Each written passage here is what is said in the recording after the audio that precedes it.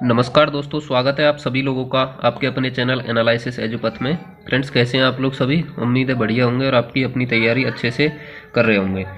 तो दोस्तों, आज की ये वीडियो है जो एसएससी जीडी कांस्टेबल का जो मॉक टेस्ट है उससे रिलेटेड। तो आपको पता है दोस्तों कि इसकी वैकेंसी आई हुई है, शेड्यूल पहले से फिक्स है कि इसका एग्ज़ाम जो है फरवरी मार्च में होने वाला है और नवंबर में इसके फॉर्म स्टार्ट हो जाएंगे। तो जो मॉक टेस्ट होते हैं तो दोस्तों रोजगार विद अंकित पर काफ़ी अच्छे लेवल के मॉक टेस्ट होते हैं, बिल्कुल सटीक मॉक टेस्ट एकदम। तो उनमें से हम मैथ का जो सॉल्यूशन है दोस्तों वो कंप्लीट इस वीडियो में आज करवाने वाले हैं। तो आप लोग वीडियो को ज़रूर देखना, आपको ये हेल्पफुल होने वाली है वीडियो बहुत ही। और मैं आपको बता दूं दोस्तों, जो लोग नए जुड़े हैं वैसे तो पता है सभी को, लेकिन मेरा सिलेक्शन इस बार एसएससी जीडी में हुआ है। तो मेरे नंबर 138 आए थे दोस्तों 160 में से। तो दोस्तों, अपने नंबर जो है गेन करने का एकमात्र तरीका है कि आप लोग अपनी कंप्लीट पढ़ाई करके और मॉक टेस्ट लगाओ ज़्यादा से ज़्यादा, तो आपका स्कोर जो है काफ़ी अच्छा आ सकता है। आज के मॉक टेस्ट का क्वेश्चन नंबर 1 आपके सामने है दोस्तों। कह रहा है किसी परीक्षा में 60% छात्र लड़कियां हैं और शेष लड़के हैं। आप ऐसे समझो दोस्तों, ये यहाँ पर लड़कियां हैं और ये लड़के हैं। तो इसने कहा है कि 60% लड़कियां हैं। आप एक बार के लिए टोटल दोस्तों छात्रों को 100 मान लो, जिनमें से 60% यानी कि 60 लड़कियां हो जाएंगी और बचे लड़के जो कि 40 हो जाएंगे। अब दोस्तों आगे कह रहा है क्वेश्चन में, किसी परीक्षा में 45% लड़कियां उत्तीर्ण होती हैं, यानी कि इन 60 में से भी 45% लड़की उत्तीर्ण होती हैं, यानी कि पास होती हैं। दोस्तों कितनी पास होती हैं? 45%। तो 60 का जब हम 45% निकालेंगे दोस्तों तो ये निकल करके आ रहा है 27, यानी कि 27 जो लड़कियां हैं वो पास हो जाती हैं। अब जो बची जो लड़कियां हैं वो फेल हो गई होंगी दोस्तों। तो यानी कि फेल लड़कियां कितनी हो गई? 33 लड़कियां इनमें से फेल हो गई। अब दोस्तों वहीं पर आगे क्वेश्चन में कहा है कि और 40% लड़के अनुत्तीर्ण हो जाते हैं, यानी कि ये लड़के हैं 40, इनमें से 40% अनुत्तीर्ण हो जाते हैं, यानी कि फेल हो जाते हैं। तो 40 का जब 40% निकालेंगे दोस्तों तो 16 निकल करके आ रहा है। तो 16 लड़के फेल हो गए। अब बचे कितने लड़के दोस्तों? 24, जो कि पास हो गए। फिर आगे क्वेश्चन को देखते हैं, यदि अनुत्तीर्ण होने वाली लड़कियों की संख्या 66 है। अब दोस्तों क्वेश्चन में अनुत्तीर्ण होने वाली लड़कियों की संख्या 66 बताई गई है, लेकिन इस रेशियो जब हमने 100 माना तो इससे अनुत्तीर्ण लड़कियां यानी कि फेल लड़कियां कितनी निकल रही हैं? 33। तो दोस्तों ये वैसे तो 33 यूनिट आ रहा है, लेकिन क्वेश्चन के अकॉर्डिंग 66 लड़कियां जो है फेल हो रही हैं। तो जब 33 यूनिट के बराबर दोस्तों 66 है तो 1 यूनिट के बराबर कितना हो जाएगा? 66/33 यानी कि 2 आ जाएगा। अब इसमें पूछा है दोस्तों परीक्षा में उत्तीर्ण होने वाले लड़कों की संख्या। तो परीक्षा में उत्तीर्ण यानी कि पास कितने हो रहे हैं दोस्तों? 24 लड़के पास हो रहे हैं और 1 यूनिट की वैल्यू 2 है, तो 24 यूनिट की वैल्यू यानी कि गुणा 24 हो जाएगा। 24 दूना 48, यानी कि 48 लड़के ऐसे हैं जो कि पास हो गए हैं। यही हमसे क्वेश्चन में पूछा हुआ है दोस्तों। ऑप्शन नंबर बी करेक्ट हो जाएगा। चलिए आगे बढ़ते हैं। अब ऐसे ही दोस्तों क्वेश्चन नंबर 2 है हमारे सामने। क्वेश्चन नंबर 2 क्या कह रहा है दोस्तों कि ए किसी कार्य का छठा हिस्सा 5 दिनों में पूरा कर लेता है। अब आप इसको ऐसे समझिए, यानी कि वो छठा हिस्सा यानी कि 1/6 को 5 दिन में पूरा कर रहा है। तो एक काम को कितने दिन में कर लेगा? यानी कि एक काम को करने के लिए 1/6 से भाग लगाएंगे और बटे के नीचे बटे तो ये 6 ऊपर चला जाएगा, यानी कि ये 30 दिन में पूरे काम को कर ले रहा है। अब ऐसे ही यहाँ से दोस्तों बी को देखते हैं। बी उसी कार्य का 1/4 यानी कि 1/4 को वो 15 दिन में कर ले रहा है, तो पूरे काम को कितने में कर लेगा? 60 दिन में कर लेगा दोस्तों। 15 चौको 60। ठीक है, अब यहाँ से टोटल वर्क निकाल लेते हैं दोस्तों। इनका एलसीएम लेंगे जो कि 60 आ रहा है, और इनकी जब एफिशिएंसी निकालेंगे तो इससे डिवाइड करते हैं। आपको पता ही है 30 दूनी 60 और 60 एकम 60, यानी कि ए की एफिशिएंसी 2 है और बी की एफिशिएंसी 1 है। इसका मतलब ए एक दिन में 2 काम करता है और बी एक दिन में 1 काम करता है।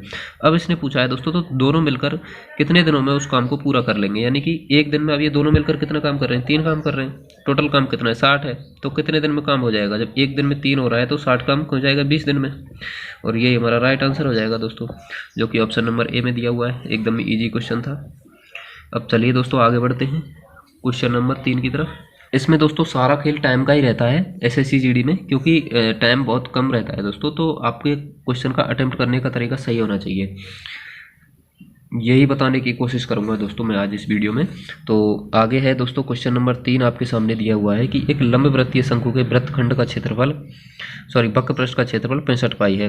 तो जो शंकु का वक्र पृष्ठ है आपको पता है, उसका फॉर्मूला आना चाहिए आपको। उसका फॉर्मूला होता है दोस्तों पाई आर एल, जो कि कितना दिया हुआ है? 65 पाई दिया हुआ है।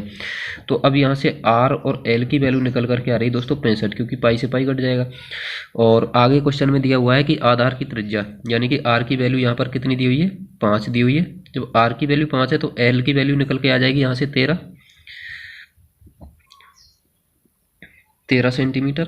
और ये 5 सेंटीमीटर। अब दोस्तों इसने पूछा है कि शंकु के आयतन का 40% कितना होगा। तो दोस्तों शंकु का आयतन आप लोग जानते हैं, फॉर्मूला आना चाहिए आपको। अगर फॉर्मूले आ रहे हैं दोस्तों तो मेंसुरेशन कुछ भी नहीं है, 1/3 पाई आर स्क्वायर एच, ये होता है शंकु के आयतन का फॉर्मूला। अब इसमें पूछा है हमसे इसका 40%, यानी कि 2/5 निकाल देंगे। पहले तो इसी को निकालते हैं दोस्तों, 1/3 गुणा पाई गुणा, अब दोस्तों देखिए यहाँ पर कि आपको पाई को नहीं छोड़ना है, क्योंकि ऑप्शन में पाई दिया हुआ है। और आर स्क्वायर का मतलब आर की वैल्यू 5 है तो आर स्क्वायर की वैल्यू 25 हो जाएगी, गुणा एच की वैल्यू। अब देखिए दोस्तों एच हमें यहाँ से निकालनी है। अगर आप अच्छे तरीके से, आप स्मार्ट तरीके से आप जाते हैं तो आराम से आप एच निकाल ले जाएंगे बिना कुछ करे हुए। लेकिन फिर भी मैं आपको एक बार यहाँ पर बता देता हूँ। आप ऐसे समझिए कि ये शंकु की कोई आकृति है, ठीक है, नीचे वृत्त होता है और ये इसकी आर दी हुई है, ये इसकी एच है, यहाँ पर हाइट होती है, ये इसकी एल होती है दोस्तों, त्रिक लंबाई। और आर की वैल्यू हमें पता है 5 है और एल की वैल्यू पता है 13 है। तो एच की वैल्यू कितनी होगी। हमेशा ही दोस्तों ये ट्रायंगल बनता है यहाँ पर, जो कि रेक्टेंगल ट्रायंगल है, समकोण त्रिभुज बन रहा है। अब समकोण त्रिभुज में दोस्तों जब भी 3 भुजाएं ऐसे ट्रिपलेट में आ रही हैं दोस्तों, आपको अगर ट्रिपलेट पता है 3 4 5, ऐसे एक ट्रिपलेट होता है 5 12 13 का, तो इसकी हाइट यहाँ से उस ट्रिपलेट के हिसाब से 12 निकल करके आ रही है दोस्तों। आपको ये सब करना भी नहीं पड़ेगा, आप लोग एग्जाम में अच्छे से सोच लेंगे अगर आपकी प्रैक्टिस अच्छी है तो यहाँ से एच की वैल्यू क्या निकल करके आई दोस्तों, 12 निकल करके आई। अगर आपको ऐसे ट्रिपलेट पता नहीं है तो आपको ये पता होना चाहिए कि आधार स्क्वायर प्लस लंब स्क्वायर बराबर कर्ण स्क्वायर होता है। तो यहाँ पर कुछ भी नहीं है तो आप एच मान लो या एक्स मान लो एक बार, इसका स्क्वायर करके, और उस पाइथागोरस प्रमेय को सॉल्व करके भी यहाँ से निकाल सकते हैं दोस्तों, जो कि 12 ही आएगा। तो चलिए दोस्तों अब इसको सॉल्व करते हैं एक बार, यानी कि 3 से इसको 4 बार काट लो, यानी कि ये आ रहा है दोस्तों 100 पाई। ये तो आ रहा है उस शंकु का आयतन, लेकिन हमसे पूछा है उसका 40%, तो इसका 40% और निकाल देंगे। 40% का मतलब आपको पता होना चाहिए 2/5 होता है, और ये आ रहा है दोस्तों 40 पाई, क्योंकि 5 से ये 20 बार कट जाएगा, 20 पाई गुणा 2 यानी कि 40 पाई यहाँ से आ जाएगा, तो जो कि हमारा राइट आंसर हो जाएगा दोस्तों। ऑप्शन नंबर सी में दिया हुआ है आपके सामने। अब चलिए फ्रेंड्स आगे बढ़ते हैं इसी प्रकार। हाँ दोस्तों देखिए, इसमें 2-3 फार्मूले हो सकता है, 2-3 फार्मूले लग रहे हैं, लेकिन आपको मेंसुरेशन के सारे ही फार्मूले आने चाहिए, तब आपको दिक्कत नहीं आएगी बिल्कुल भी। इसी प्रकार दोस्तों क्वेश्चन नंबर 4 आपके सामने है। आप लोग आराम से शांति से क्वेश्चन को सॉल्व कीजिएगा दोस्तों एग्जाम में। देखिए, जब दी गई n संख्याओं में से प्रत्येक से 2 घटाया जाता है तो प्राप्त संख्याओं का योग 102 हो जाता है। जब उनमें से प्रत्येक में से 5 घटाया जाता है तो प्राप्त संख्याओं का योग 12 हो जाता है। अब दोस्तों आपको थोड़ा सा दिमाग लगाना है इसमें कि जब 2 घटाया जा रहा है तो उनका योग 102 हो जा रहा है, और जब 5 घटाया जा रहा है, यानी कि जब 2 घटा रहे हैं तो उनका योग घट के 102 हो जाता है, और जब 5 घटा रहे हैं तो उनका योग घट के कितना हो जा रहा है दोस्तों, 12 हो जा रहा है। यानी कि जब हम 3 और अधिक घटाते हैं किसी संख्या में से, आप ऐसे समझिए, यहाँ तक तो हमने घटा लिया कि जब भी किसी में से हम 3 घटा रहे हैं, देखो यहाँ 2 घटा रहे हैं, यहाँ पर 5 घटा रहे हैं, तो यानी कितना घटाया यहाँ से 3 घटाया। जब 3 अधिक घटा रहे हैं तो कितना हो जा रहा है दोस्तों, ये 90 कम हो जा रहा है। यानी कि प्रत्येक में से जब हम 3 कम कर रहे हैं तो कितना कम हो रहा है, 90 कम हो रहा है। तो यानी कि संख्या कितनी होंगी, वो जब प्रत्येक में से 3 घटा रहे हैं तो टोटल 90 कम हो रहा है, तो संख्याएं कितनी होंगी, टोटल संख्याएं निकल करके आ रही हैं दोस्तों यहाँ से 90/3, यानी कि 30 संख्याएं आ रही हैं टोटल।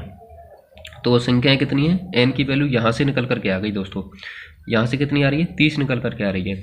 अब और यहीं पर हम और सोच सकते हैं दोस्तों, क्या सोच सकते हैं, जब प्रत्येक में से 2 घटाया जा रहा है, यानी कि 30 संख्या है, प्रत्येक में से 2 घटाया जा रहा है, तो टोटल कितने घटे होंगे, 60 घटे होंगे। जब कितना हो रहा है, 102 हो रहा है। अगर हम इनको घटाते नहीं तो कितनी होती है इनकी वैल्यू, यानी कि 60 घटाने पर 102 हो रही है, तो टोटल वैल्यू इनकी कितनी होती, 172 होती। तो यानी कि अब यहाँ से क्या पता चल गया हमें कि पहले से जो संख्याओं का मान है वो टोटल कितना है, 172 है, और संख्या कितनी है टोटल, यहाँ से निकालनी 30 है। तो अब दोस्तों क्या पूछा है कि दी गई n संख्याओं का औसत क्या है, तो n संख्या कितनी है, 30 है, और टोटल कितना आ रहा है उनका 172।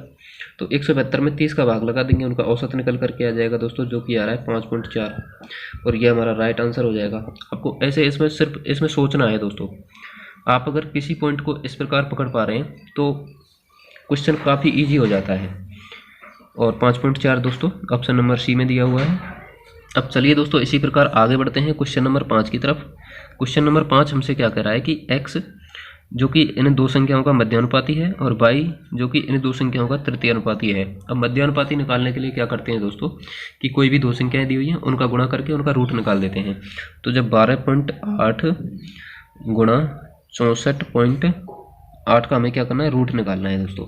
अब इनका रूट निकालने के लिए सीधा सा फंडा है, पॉइंट हटा दो बटे 10 लगा दो, पॉइंट हटा दो बटे 10 लगा दो, ठीक है।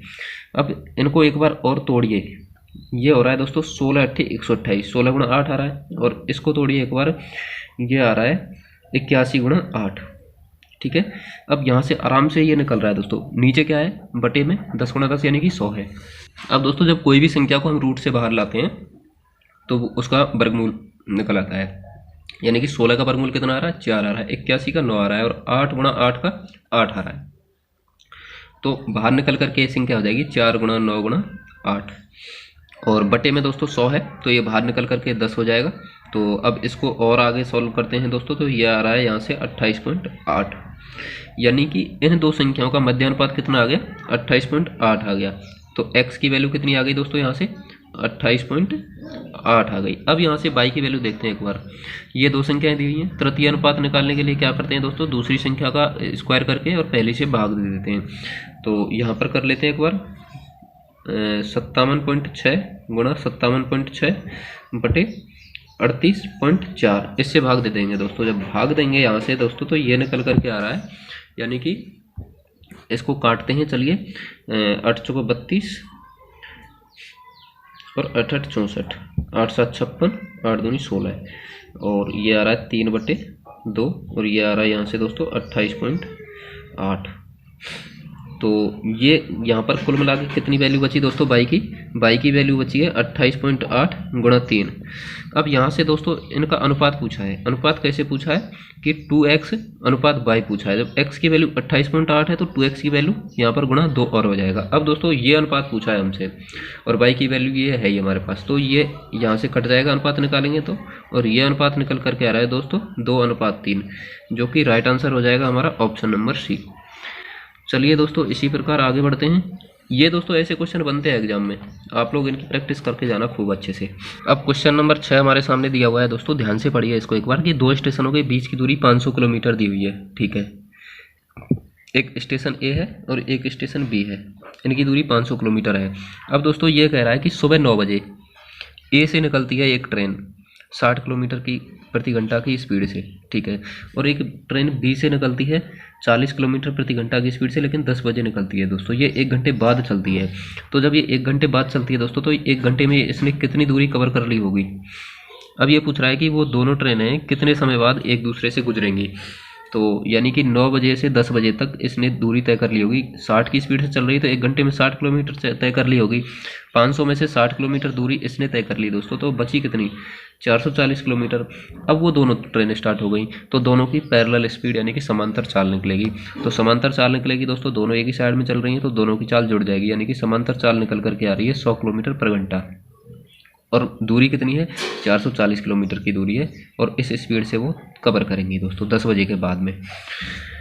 तो यहाँ से कितना निकल कर के आ रहा है, कितने टाइम में उसको कवर कर देंगी, 4 घंटे और 4/10 यानी कि 4 से 24, 4 घंटे और 24 मिनट में अब वो उसको कवर कर देंगी दोस्तों।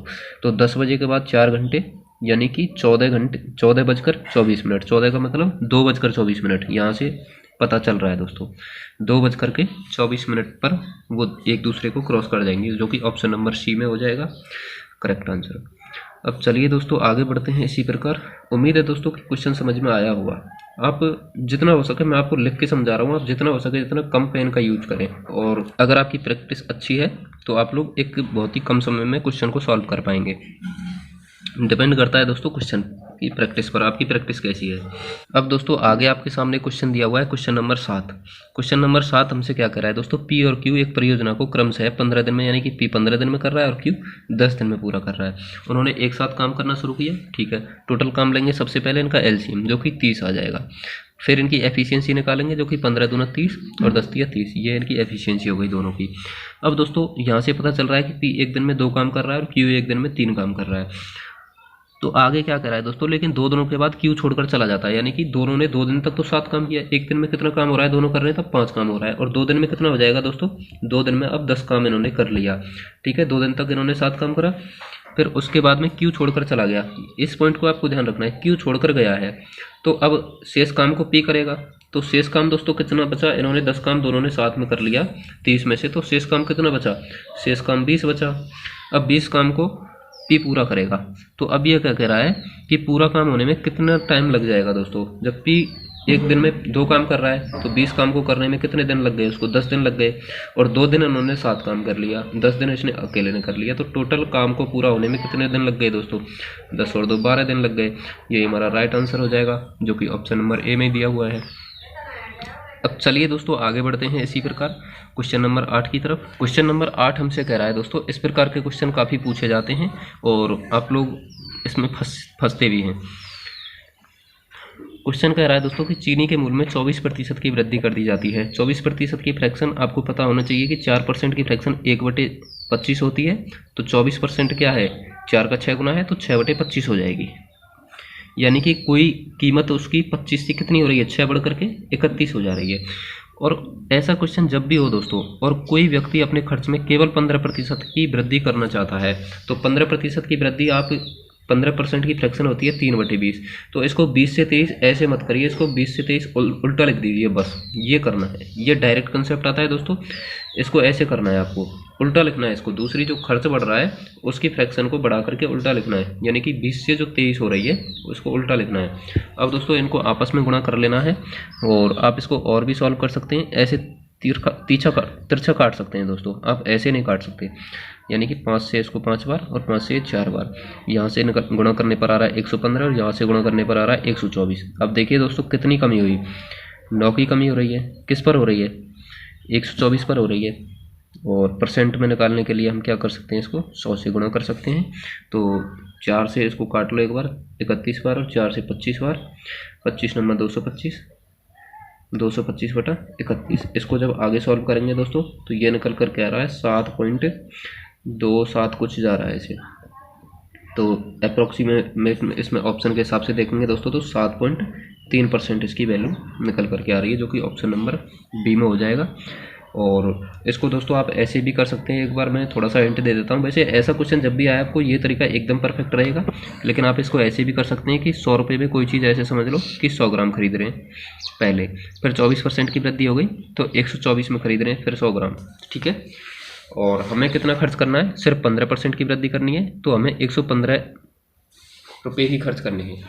तो 124 रुपये में जब 100 ग्राम आ रही है तो 115 में कितनी आएगी, 124 में 100 ग्राम आ रही है तो 1 रुपये में कितनी आएगी, 100/124, और 115 में कितनी आएगी, 115 से गुणा कर देंगे। जब इसकी जब वैल्यू निकालेंगे दोस्तों तो ये खर्च करने वाली वैल्यू निकल करके आएगी कि इतना खर्च कर रहे हैं, तो 100 से कितना कम कर रहे हैं वो निकल के हम ये भी निकाल सकते हैं। लेकिन ऐसे क्वेश्चन सॉल्व करने के लिए यही तरीका परफेक्ट रहेगा। अब चलिए दोस्तों इसी प्रकार आगे बढ़ते हैं क्वेश्चन नंबर 9 की तरफ। क्वेश्चन नंबर 9 हमसे क्या कह रहा है कि एक कार 3 PM पर यानी कि 3 बजे 50 किलोमीटर प्रति घंटा की चाल से चलना प्रारंभ करती है। दूसरी कार 4 PM यानी कि दूसरी कार उसके 1 घंटे बाद चलना प्रारंभ करती है। तब तक दोस्तों पहली कार ने 1 घंटे में कितनी दूरी तय कर ली होगी, 50 किलोमीटर प्रति घंटे की चाल से चल रही है, तो 1 घंटे में 50 किलोमीटर की दूरी उसने कवर कर ली होगी। अब दूसरी कार उसके पीछे से 75 किलोमीटर प्रति घंटा की चाल से पीछा करना शुरू करती है। तो दोनों कारें किस समय पर मिलेंगी, यानी कि ये जो 50 किलोमीटर की दूरी ये गैप बना लिया है दोस्तों, ये कितने समय में बढ़ जाएगा, किस चाल से। जब दोनों कारें एक ही दिशा में चल रही हैं तो दोनों की चालें आपस में घट जाएंगी। दूसरी की 75 है, पहली की 50 है, तो इसकी समांतर चाल निकल करके आ रही है दोस्तों 25 किलोमीटर प्रति घंटा, जो कि कितने समय में कवर कर जाएगी, 2 घंटे में कवर कर जाएगी इस दूरी को। तो किससे 2 घंटे बाद दोस्तों, जब दोनों कारें चलना शुरू हो गई। दोनों कारें कब चलना शुरू हुई, ये तो 3 पर हो गई और दूसरी कार 4 बजे चलना शुरू हुई, यानी कि 4 बजे के 2 घंटे बाद, यानी कि अब ये 6 PM पर एक दूसरे से मिलेंगी। तो ये राइट आंसर हो जाएगा दोस्तों। चलिए अब आगे बढ़ते हैं फ्रेंड्स क्वेश्चन नंबर 10 की तरफ। क्वेश्चन नंबर 10 हमारे सामने दिया हुआ है दोस्तों, कह रहा है कि के का मान बताइए जब ये संख्या है जो 6 से विभाज्य हो रही है। 6 से विभाज्य हो रही है, इसका मतलब जो संख्या 2 से भी विभाज्य हो रही है और 3 से भी विभाज्य हो रही है। तो कोई भी संख्या 2 से विभाज्य हो रही है और 3 से विभाज्य हो रही है, यानी कि वो इनके प्रोडक्ट से भी यानी कि गुणनफल से भी 6 से भी विभाज्य हो जाएगी। तो हमें 2 का और 3 का डिविजिबिलिटी रूल आना चाहिए। तो संख्या हमारे सामने दी हुई है दोस्तों के 5 3 2 0 6 और फिर से के, ये संख्या है। अब जब दोस्तों ये 2 से विभाज्य होगी, 2 से विभाज्य का मतलब यानी कि उनका पीछे एक अंक, इकाई का अंक 2 से विभाज्य होना चाहिए। 2 से विभाज्य कब होगा इकाई का अंक, जब के की वैल्यू या तो 0 हो या 2 हो या 4 6 और 8 इनमें से कोई एक होना चाहिए, तब जाके ये दोस्तों 2 से विभाज्य होगा। ठीक है, अब आगे चलते हैं। अब 3 से विभाज्य कब होगा? जब इनका दोस्तों सभी संख्याओं का योग 3 से विभाज्य हो जाए। तो यानी कि 6 है यहाँ पर, ये 6 तो इनसे विभाज्य हो जाएगा। बाकी बचा हुआ क्या है? 5 और 3 8 और 2 10 बचा हुआ है दोस्तों, 10 प्लस के। ठीक है, और अब और एक के यहाँ पर है, यानी कि 2 के बचा हुआ है। ठीक है, अब दोस्तों के की वैल्यू हम अगर 0 लेते हैं, मान के चलिए इस के की वैल्यू 0 लेते हैं, तो यही वैल्यू हमें यहाँ लेनी पड़ेगी। तो के की वैल्यू जब 0 लेते हैं तो इनका योग टोटल 10 ही हो रहा है, जो कि 3 से भाज्य नहीं है। अगर यहाँ से के की वैल्यू 2 लेते हैं तो इनका सबका योग कितना हो रहा है दोस्तों? 14 हो रहा है, 10 और 4 14। ठीक है, तो 14 भी 3 से विभाज्य नहीं है। अगर हम यहाँ पर के की वैल्यू 4 लेते हैं तो इन दोनों के की वैल्यू 8 हो जाएगी, और 10 और 8 18 हो जाएगा दोस्तों, जो कि 3 से डिवाइड हो रहा है आराम से। तो यानी कि एक तो हम 4 ले सकते हैं के की वैल्यू, 6 लेकर के देखते हैं दोस्तों। 6 ले लें क्या? 12 और 10 22 हो रहा है, नहीं ले सकते। 8 ले लें क्या? 16 और 10 26 हो रहा है, नहीं ले सकते, क्योंकि ये 3 से डिवाइड फिर नहीं होगा। तो यानी कि यहाँ से के की वैल्यू निकल करके आई दोस्तों 4 इस हिसाब से, जो कि हमारा राइट आंसर हो जाएगा। ऑप्शन नंबर ए में दिया हुआ है। तो आपको डिविजिबिलिटी रूल आने चाहिए दोस्तों। नंबर सिस्टम की अगर बात करें तो सबसे ज़्यादा क्वेश्चन डिविजिबिलिटी रूल से बनते हैं। आप लोग सिर्फ डिविजिबिलिटी रूल पढ़ लीजिए तो ही आपका काम चल जाएगा। तो चलिए दोस्तों, इसी प्रकार आगे बढ़ते हैं। फिर क्वेश्चन नंबर 11 आपसे क्या करा है दोस्तों? आप ऐसे समझ लीजिए, पूछा तो आपसे इसमें शेषफल है, लेकिन ये भी डिविजिबिलिटी रूल से ही है एक तरह से, क्योंकि जब भी कोई संख्या 10 से विभाजित होती है तो उसमें शेष क्या बचता है? लास्ट का ही अंक बचता है दोस्तों। क्योंकि हम पॉइंट 1 अंक छोड़ के लगाते हैं ना, तो इसीलिए पॉइंट 1 अंक छोड़ के लगाते हैं कि उसमें लास्ट का अंक जो है शेष बचता है। जब 0 होगा तो ऑटोमेटिकली भाग चला जाएगा, लेकिन लास्ट अंक इसमें क्या बच रहा है? वैसे तो देखिए आपके सामने, अगर आपको ये चीज़ पता नहीं है तो ये काफ़ी बड़ा क्वेश्चन बन जाएगा, क्योंकि ये सब आप गुणा करेंगे। ठीक है, हमें क्या देखना है इसमें? सिर्फ यूनिट डिजिट देखना है। यूनिट डिजिट देखने के लिए क्या करेंगे? इसका यूनिट डिजिट 1 है और इसका यूनिट डिजिट 2 है, दोनों का गुणा कर देंगे, 2 आ रहा है। फिर इससे गुणा कर देंगे, 2 दिया 6 आ रहा है, यानी कि यूनिट डिजिट कितना आ रहा है दोस्तों? 6 आ रहा है। और यही हमारा शेषफल होगा जब हम 10 से भाग करेंगे तो, जो कि ऑप्शन नंबर बी में दिया हुआ है फ्रेंड्स, एकदम करेक्ट हो जाएगा। अब चलिए दोस्तों आगे बढ़ते हैं क्वेश्चन नंबर 12 की तरफ। क्वेश्चन नंबर 12 हमसे क्या कर रहा है दोस्तों? इसको भी देखिए, हम बिना ही सॉल्व करे ऑप्शन से उड़ाएंगे। देखिए कैसे। कोई भी अमित और राम है, ठीक है, अमित और राम है, उनका टोटल दिया हुआ है दोस्तों 1300। अब ये क्या कह रहा है कि अमित से 500 रुपये लेने पर अमित के पास वही राशि होगी जो राम के पास पहले थी। तो इसने ठीक है ये बोल दिया, लेकिन बाद में क्या बोला है कि अमित और राम के पास शुरुआत में जो राशि थी उसका अनुपात क्या था? शुरुआत में राशि थी उसका अनुपात क्या था दोस्तों? टोटल कितना है? 1300 है। इसके अनुपात का योग हम देखेंगे जो 1300 को डिवाइड कर रहा है दोस्तों। 7 और 1 8, जो कि 1300 को डिवाइड नहीं कर रहा। 9 और 4 13, ये डिवाइड कर रहा है। एक तो ऑप्शन नंबर बी डिवाइड कर रहा है। ऑप्शन नंबर सी देखते हैं, 4 और 3 7, जो कि इसको डिवाइड नहीं कर रहा। अब 1 और 3 4, ये भी दोस्तों इसको डिवाइड कर रहा है, यानी कि या तो ऑप्शन नंबर बी हो सकता है या ऑप्शन नंबर डी हो सकता है। 2 ऑप्शन हमारे सामने एलिमिनेट हो गए। ठीक है, अब दोस्तों इनको कैसे एलिमिनेट करना है? या तो पूरा सॉल्व कर लो इसको, या फिर ऐसे ऑप्शन से देख लीजिए। अब जब 9:4 में इसको लेंगे तो 900 और 400 हो जाएगा, और 500 निकालने पर दोस्तों राम के बराबर रह जा रहा है। ठीक है, ये ऑप्शन एकदम करेक्ट बैठ रहा है। और डी, ऑप्शन नंबर डी अगर लेते हैं तो यहाँ से दोस्तों ऐसा कुछ आ रहा है निकल करके 325 और 975। ठीक है, जो कि एकदम सटीक नहीं बैठता अगर इसमें से 500 निकालेंगे तो। ठीक है, तो ऑप्शन नंबर बी करेक्ट हो जाएगा। एक बात और इसमें आप सोच सकते हैं, हमारे सामने 2 ऑप्शन निकल करके आए, बी और डी। पहले बी में है 9:1 और डी में है 1:3। अब दोस्तों ये अमित का अनुपात 9 है और इसमें अमित का अनुपात 1 है, तो अमित से वो 500 रुपये निकालने की कह रहा है, तब इसके बराबर रह रहा है। दोस्तों ये तो अनुपात ऑलरेडी कम है, इसमें से निकालेंगे तो ये तो और कम होगा, बराबर कैसे हो जाएगा? तो ऐसे भी आप इस ऑप्शन को एलिमिनेट कर सकते हैं। तो ऑप्शन नंबर बी करेक्ट हो जाएगा, 9:4। उम्मीद है दोस्तों मैंने आपको इस क्वेश्चन को अच्छे एक्सप्लेन करने की कोशिश की आपके सामने, तो ये 2-3 तरीके आपकी समझ में आए होंगे। चलिए दोस्तों इसी प्रकार आगे बढ़ते हैं क्वेश्चन नंबर 13 की तरफ। क्वेश्चन नंबर 13 हमसे क्या कह रहा है दोस्तों कि 30 वस्तुओं का क्रय मूल्य। देखिए 30 का क्रय मूल्य हम यहाँ पर सीपी लिख लेते हैं। 30 का सीपी किसके बराबर है? एक्स के एसपी के बराबर है, यानी कि विक्रय मूल्य के बराबर है, और 25% का लाभ हो रहा है। तो एक्स का मान बताना है दोस्तों। जब 30 सीपी बराबर एक्स एसपी है तो सीपी और एसपी का अनुपात जब हम यहाँ से निकालेंगे तो ये हो जाएगा x/30। अब इसने कहा है दोस्तों कि 25% का लाभ हो रहा है। जब 25% का लाभ हो रहा है बेचने पर, तो यानी कि विक्रय मूल्य अपने आप में 125% हो गया होगा। और 30 जब 125% के बराबर है तो 1% के बराबर निकालने के लिए 125 से भाग लगा देंगे। और क्रय मूल्य अपने आप में 100% होता है, तो 100% निकालने के लिए 100 से गुणा कर देंगे। अब जब इसको सॉल्व करेंगे 25 पंजे 125, 25 चौका 100, 5 6 30, 6 चौका 24 आ रहा है दोस्तों निकल करके। यानी कि क्रय मूल्य कितना आ रहा है, यहाँ से निकल करके 24 आ रहा है। 24 क्रय मूल्य और 30 विक्रय मूल्य, तभी 25% का लाभ होगा।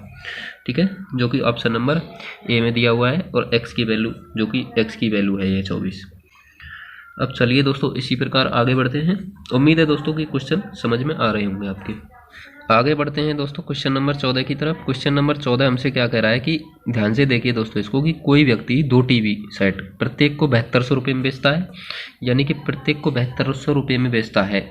तो एक को 7200 रुपये में बेचा है, तो दोनों का मूल्य, विक्रय मूल्य कितना हो गया दोस्तों, दोनों का विक्रय मूल्य हो गया 7200 का डबल, यानी कि 14400 रुपये। ठीक है, अब ये कह रहा है कि अब दोस्तों ये 7200 में बेच रहा है इन दोनों को। ठीक है, अब ये क्या कह रहा है कि तो उसे न तो लाभ नहीं हानि होती है। ठीक है, एक टीवी सेट को 12.5% के लाभ पर बेचता है, दूसरे टीवी सेट को कितने रुपए की हानि हुई उसको दूसरे टीवी सेट को बेचने पर, ये ज्ञात करें। अब दोस्तों उसे न लाभ हुआ न हानि, यानी कि दोनों का विक्रय मूल्य इतना है तो दोनों का क्रय मूल्य भी इतना ही होगा दोस्तों। ठीक है, अब उसने एक बात कही है कि पहले टीवी सेट को तो वो 7200 रुपये में बेच रहा है, तो और दूसरे को भी 7200 रुपये में बेच रहा है। तो यहाँ से अब हमें क्या निकालना है कि वो 12.5% के, एक को 12.5% के लाभ पर बेच रहा है। 12.5% की फ्रैक्शन होती है दोस्तों 1/8, यानी कि 8 में खरीद करके 9 में बेच रहा है दोस्तों।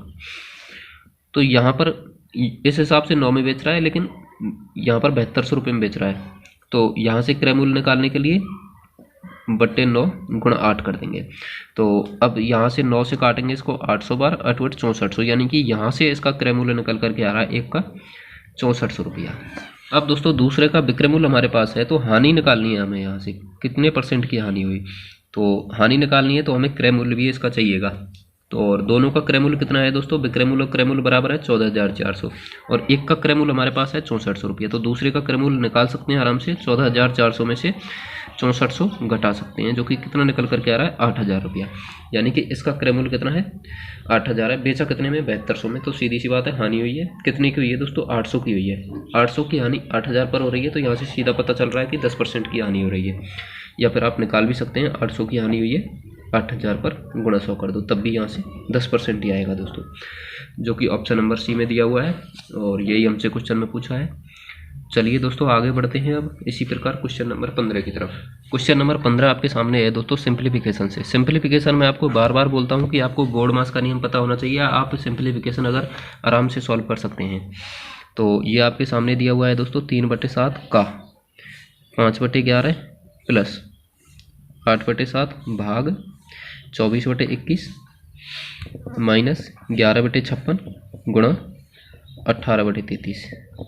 अब देखिए दोस्तों सबसे पहले का सॉल्व होगा इनमें। जब का को हम सॉल्व करेंगे तो यहाँ से निकल करके आ रहा है दोस्तों 15/77 प्लस, इसको देखिए ये दोस्तों गुणा में बदल जाएगा, भाग है तो गुणा में बदल जाएगा, गुणा में बदल जाएगा तो ये संख्या ऊपर और ये नीचे चली जाएगी। यानी कि इसको अगर गुणा कर दें तो ये 21 हो जाएगी और ये 24। 8 तिया 24, 7 तिया 21, 3 से 3 कट गए, यानी कि यहाँ से दोस्तों निकल करके आ रहा है 1 माइनस। अब इसको और काट लेते हैं यहाँ से, 11 तिया 33 और 2 से इसको 9 बार काट लो, 2 से इसको 28 बार काट लो और 3 तिया 9, यानी कि यहाँ से निकल करके आ रहा है दोस्तों 3/28। यहाँ से दोस्तों इनका एलसीएम लेंगे तब जाके ये संख्या आगे सॉल्व होगी। इनका एलसीएम लेंगे दोस्तों, तो इनका एलसीएम आ रहा है 11 7 77 और यानी कि इसका खंड आ रहा है 7 गुणा 11, इसका 7 गुणा 4, यानी कि 7 तो इनमें से आएगा। और अब देखिए दोस्तों 4 और 11 बचा है, तो 7 गुणा 11 गुणा 4, ये इनका एलसीएम हो जाएगा। तो 11 7 77 गुणा 4, 4 7 28, 4 7 28 और 2 30, यानी कि दोस्तों इनका एलसीएम आ रहा है 308। अब यहाँ से पता चल रहा है दोस्तों कि नीचे 308 आएगा। अब आप अगर इसको आगे सॉल्व नहीं करें तब भी आप आंसर दे सकते हैं ऑप्शन में देख के। नीचे 308 किस में आ रहा है दोस्तों, ऑप्शन नंबर ए में आ रहा है, तो ये हमारा करेक्ट हो जाएगा। और ऐसे ही टाइम बचाना है दोस्तों एग्जाम में हमको, जरूरी नहीं है कि पूरा ही क्वेश्चन सॉल्व करो, आप पहले भी ऑप्शन देख के भी लगा सकते हैं। तो चलिए दोस्तों अब इसी कड़ी में फिर से आगे बढ़ते हैं क्वेश्चन नंबर 16 की तरफ। क्वेश्चन नंबर 16 हमसे क्या कह रहा है दोस्तों, इसको देखिए एक बार ध्यान से। क्वेश्चन नंबर 16 क्या कह रहा है कि एक वस्तु की कीमत हर वर्ष 20% बढ़ जाती है। और अब दोस्तों ये आपको ब्याज का क्वेश्चन लगेगा, ठीक है, लेकिन आप इसको थोड़ा सा ध्यान से पढ़ना, इसमें फंस सकते हैं अगर ध्यान से नहीं पढ़ेंगे तो, क्योंकि हम इसको दूसरे तरीके से ब्याज के तरीके से करने लग जाएंगे तो ये क्वेश्चन नहीं होगा। आप ऐसे सोचिए कि एक वस्तु की कीमत हर वर्ष 20% बढ़ जाती है, यानी कि पहले वर्ष वस्तु की कीमत अगर मान लो 100 रुपया है तो दूसरे वर्ष वस्तु की कीमत क्या हो जाएगी, 20% बढ़ जाएगी, यानी कि 120 हो जाएगी, ठीक है। और तीसरे वर्ष वस्तु की कीमत 20% और बढ़ जाएगी दोस्तों, यानी कि 120 से 20% बढ़ेगी तो ये 144 हो जाएगी, ठीक है। अब और चौथे वर्ष के अंत में दोस्तों ये कीमत हो जाएगी 144 का 20% बढ़ के 172.8 रुपये, अगर हमने 100 रुपये पहले वर्ष के अंत में कीमत मानी तब।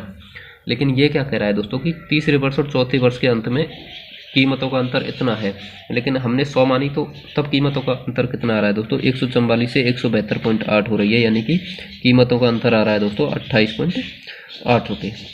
अब इस हिसाब से तो 28.8 रुपये आ रहा है, ठीक है, लेकिन क्वेश्चन के हिसाब से कितना आ रहा है, 259.20 रुपया, ठीक है। जब एक 28.8 यूनिट की वैल्यू इतनी है तो एक यूनिट की वैल्यू निकालने के लिए क्या करेंगे, 259.20 बटे 28.8, ठीक है।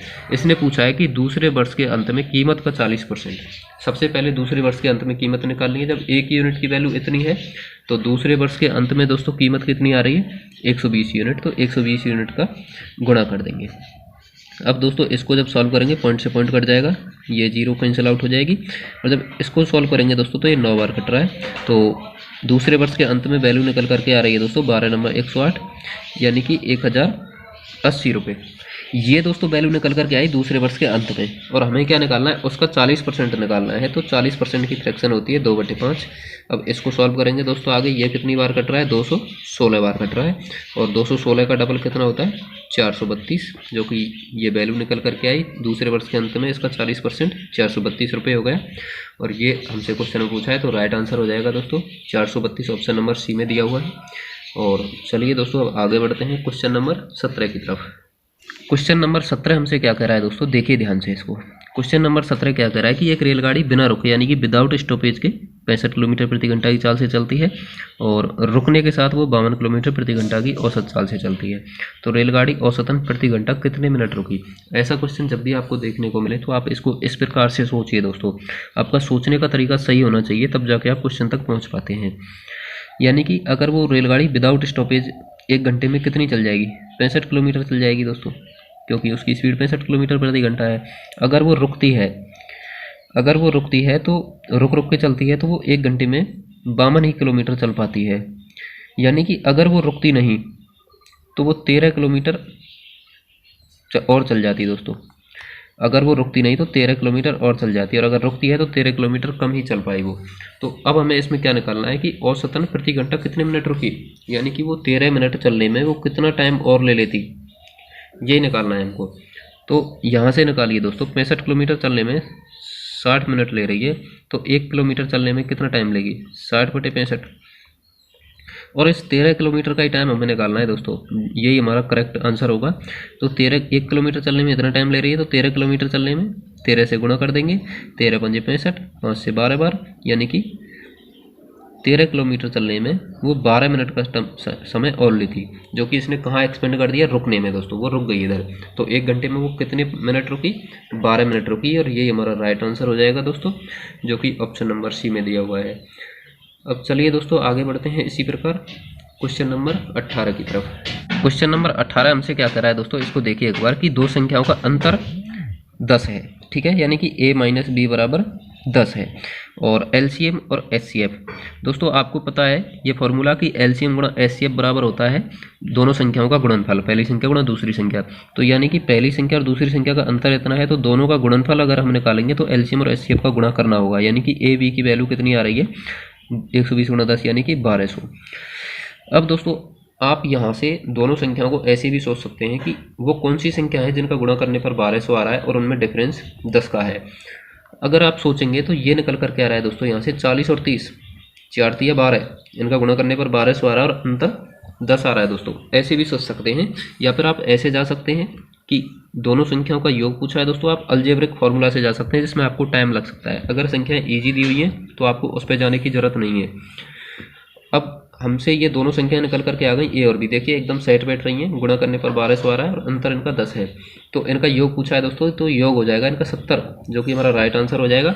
अब दोस्तों अगर संख्याएं ऐसे दी हुई हैं, आपको पता चल रहा है यहाँ से, तो आप ऐसे डायरेक्ट करिए, नहीं तो आप अलजेब्रा के जो फॉर्मूले होते हैं, जो कि a माइनस बी का स्क्वायर होता है, वो लगाएंगे पहले। यहाँ से a square plus B square हमें पता चल जाएगा, फिर a प्लस बी का स्क्वायर लगाएंगे तो वहाँ से हमारी a प्लस बी की वैल्यू आ जाएगी। लेकिन हमें उस पर नहीं जाना है, अगर नॉर्मल ही संख्या दी हुई है तो। हम जब अगर ऐसे सोच सकते हैं तो दोस्तों हमें फार्मूला पर जाने की ज़रूरत नहीं है। और यही बात इंपॉर्टेंट हो जाती है दोस्तों कि हम पता कर पा रहे हैं कि क्वेश्चन को देखते ही पता चल रहा है कि हम किस तरीके से सॉल्व कर सकते हैं, तो आप आराम से कम टाइम में क्वेश्चन को सॉल्व कर पाएंगे। तो इसी प्रकार दोस्तों आपके सामने क्वेश्चन नंबर 19 दिया हुआ है। क्वेश्चन नंबर 19 क्या कह रहा है कि किसी मूलधन पर 12% की वार्षिक ब्याज दर से 8 वर्षों में प्राप्त साधारण ब्याज इतना है, तो उसी मूलधन पर 10% की चक्रवृद्धि ब्याज की दर से, जिस पर वार्षिक रूप में संयोजित होता है, 3 वर्षों में होने वाला चक्रवृद्धि ब्याज ज्ञात करें। तो सबसे पहले तो दोस्तों यहाँ से मूलधन पता करना है। अगर हम मूलधन 100 मानते हैं तो 12% की दर से 8 वर्षों में कितना ब्याज हो जाएगा, एक वर्ष का कितना हो जाएगा, 12% 12, और 8 वर्ष का हो जाएगा दोस्तों 12 8 96। तो 8 वर्षों में इस हिसाब से 96 यूनिट ब्याज आ रहा है, लेकिन क्वेश्चन के हिसाब से कितना दिया हुआ है, 4800 रुपये दिया हुआ है। तो एक यूनिट की वैल्यू कितनी आ गई, 4800 बटे 96। लेकिन हमें क्या चाहिए, मूलधन। मूलधन कितना है, 100 यूनिट है दोस्तों, तो 100 से गुणा कर देंगे। तो 48 दूना 96 और 2 से ये 50 बार, यानी कि यहाँ से मूलधन की वैल्यू निकल करके आ रही है दोस्तों 5000 रुपये। अब जब हमें मूलधन पता चल गया तो आगे क्या पूछा है क्वेश्चन में कि उसी मूलधन पर 10% की चक्रवृद्धि ब्याज की दर से 3 वर्षों में प्राप्त होने वाला ब्याज। तो 3 वर्षों का ब्याज हम निकाल सकते हैं दोस्तों, यहाँ से 5000 का ऐसे निकालिए। 3 वर्षों का ब्याज आप ऐसे भी निकाल सकते हैं कि 10%, अगर उसकी ब्याज दर 10% है, 10% की फ्रैक्शन होती है 1/10। तो पहले वर्ष में दोस्तों ये हो रहा है बढ़ के 10 से 11, दूसरे वर्ष में भी 10 से 11 और तीसरे वर्ष में भी 10 से 11, यानी कि 10 गुणा 10 गुणा 10 1000 हो रहा है मूलधन, और 11 गुणा 11 गुणा 11 1331 हो रहा है मिश्रधन। अब दोस्तों ये देखिए, जब मूलधन इसका ऐसे तो 1000 यूनिट हो रहा है, लेकिन एक्चुअल में कितना है इसका, 5 गुना है, 5000 है। ठीक है, हमसे क्या पूछा है दोस्तों, ब्याज। ब्याज कितना है, ये मिश्रधन है ये मूलधन है, तो ब्याज यहाँ से कितना निकल कर क्या रहा है दोस्तों, 331। तो इसका भी 5 गुना हो जाएगा। ठीक है, जब मूलधन का 5 गुना हो रहा है दोस्तों, तो ब्याज का भी 5 गुना हो जाएगा। अगर हमसे मिश्रधन पूछा होता तो 1331 का 5 गुना हो जाता। तो चलिए निकालते हैं, 5 एकम 5, 5 या 15, 5 से लेंगे 5 या 15 एक 16, यानी कि 1655 रुपये हमारे सामने यहाँ से ब्याज निकल करके आ रहा है, जो कि ऑप्शन नंबर ए करेक्ट हो जाएगा। अब चलिए दोस्तों आगे बढ़ते हैं इसी प्रकार क्वेश्चन नंबर 20 की तरफ। क्वेश्चन नंबर 20 दोस्तों एकदम ही ईजी है अगर आपको फार्मूला पता है तो। एक वर्ग का विकर्ण दिया हुआ है, अगर किसी वर्ग का विकर्ण दिया हुआ है और उसका क्षेत्रफल आपसे निकलवाया है, तो दोस्तों उसके क्षेत्रफल का, फिर वर्ग के क्षेत्रफल का एक फार्मूला ये भी होता है कि विकर्ण स्क्वायर बटे 2। तो इसका विकर्ण 10 दिया हुआ है, 10 का स्क्वायर 100 बटे 2, जो कि 50 हो जाएगा दोस्तों। देखते ही सॉल्व हो रहा है, यही हमारा राइट आंसर हो जाएगा, जो कि ऑप्शन नंबर बी में दिया हुआ है फ्रेंड्स। और ये आपके सामने मैंने 20 क्वेश्चन सॉल्व कराए दोस्तों मैथ के। उम्मीद है कि समझ में आए होंगे, और आपको अगर वीडियो अच्छी लगी है दोस्तों तो आप अपने फ्रेंड्स के साथ इस वीडियो को शेयर ज़रूर करें। और आप लोग अगर मॉक टेस्ट की प्रैक्टिस अच्छे से करके जाते हैं तो ये मेरा दावा है कि आपके एग्ज़ाम में अच्छे मार्क्स आ जाएंगे दोस्तों। आपको कठिनाई होगी नहीं एग्ज़ाम सॉल्व करते टाइम, अगर आप मॉक टेस्ट का ही रोल होता है दोस्तों। मॉक टेस्ट आप अच्छे से प्रिपेयर करके जा रहे हैं अपनी तैयारी के बावजूद, तो आप अच्छे से एग्ज़ाम में रिप्रेजेंट अपने आप को कर पाएंगे। और दोस्तों आपको अगर किसी भी सॉल्यूशन में यहाँ पर आपको दिक्कत लग रही है तो आप हमें कमेंट करके बताएं, या फिर हमारा दोस्तों टेलीग्राम ग्रुप का लिंक है जो कि आपको डिस्क्रिप्शन बॉक्स में दिया हुआ है। आप लोग जाइए और हमारा टेलीग्राम ग्रुप ज्वाइन करिए दोस्तों। वहाँ पर सेलेक्टेड कैंडिडेट जुड़े हुए हैं, और जो लोग अच्छे से तैयारी कर रहे हैं दिल्ली पुलिस और SSC GD की, वो लोग भी वहाँ पर जुड़े हुए हैं दोस्तों। तो आपकी क्वेरीज कोई भी अगर रहती है तो आप लोग हमारे टेलीग्राम ग्रुप में शेयर करिए, वहाँ पर आपको जवाब मिलेगा दोस्तों। उम्मीद है कि आपको वीडियो पसंद आई होगी, और साथ ही दोस्तों आप अगर हमारे चैनल पर नए हैं तो चैनल को सब्सक्राइब जरूर कर लें भाई, और बेल आइकन भी प्रेस कर लें, ताकि हम इसी प्रकार की वीडियोज लेकर के आते हैं तो उनका नोटिफिकेशन आपको मिलता रहे दोस्तों। आप लोग हमें सपोर्ट कीजिए तो हम आपको और ज़्यादा वीडियो बना के लाते रहेंगे दोस्तों इसी प्रकार। मिलते हैं दोस्तों इसी प्रकार के अगले वीडियो में। तब तक के लिए थैंक यू, जय हिंद, नमस्कार।